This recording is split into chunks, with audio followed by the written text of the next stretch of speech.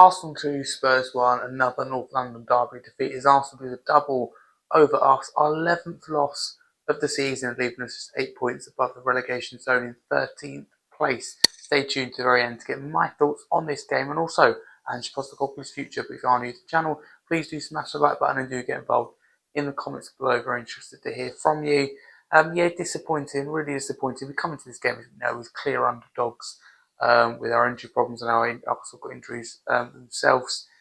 But, it's just frustrating because we didn't start well, but we got a goal on the counter against the run of play. But since then, no shot on target.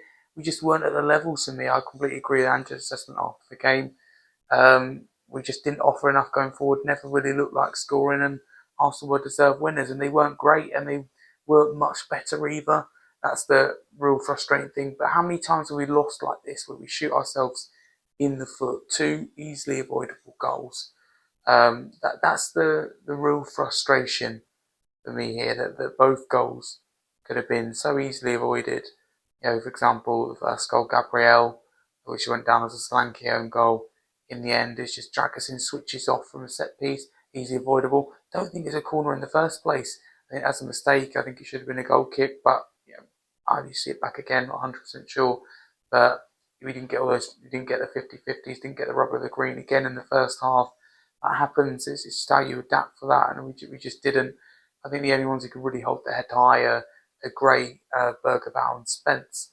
But also with Arsenal's second to make it 2-1 to them, it's Basuma for me is too easily dispossessed. I've been so complimentary of him across social media, including his match previews, match reactions recently, about how I thought he started to find some consistency. Didn't think he was great tonight. He was just a good tackle, don't get me wrong, but too easily dispossessed. No energy, intent to get back. Dragusin should be going over to Trossard and dealing with that. And Kinski's got to do better. Bad night for him, and a bad start to life in the Premier League. Massive shock for him. He spent too long on the ball. Was caught, lucky not to concede from one, got away with it. He was a bit poor, necessarily, but shaky. As I said, Gray, Bergerbau, Spence, the ones who can hold their head high. I thought Richarlison made a difference off the bench. He can hold his head high too. But for me, if Ange wants to survive, because we're talking about, as a third place, 8 points above the relegation zone. We've only picked up that possible, I think it's 5 points out of 24 in the league now, and it's just 11 losses. It's really poor. Whatever way you look at it, too many defeats, and Ange acknowledged that in his post-match interview. If he wants to survive, for me tonight, he has to scrap that leadership team, the entire leadership team, including Son, the captain, and just start completely again. There's no leadership in this team. I give the armband to Kulusevski, I give the vice-captain's armband to Archie Gray, building that team for the future, because we've got an exciting team for the future, but I think we've also got to accept the reality is half this squad aren't good enough and aren't capable of playing this system.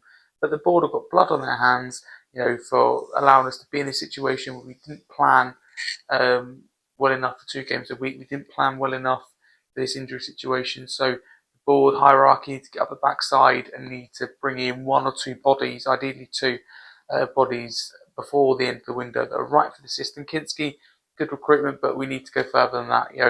Halfway into the window now, just over, and only 1 signing that isn't good enough. We knew what we needed coming into the window.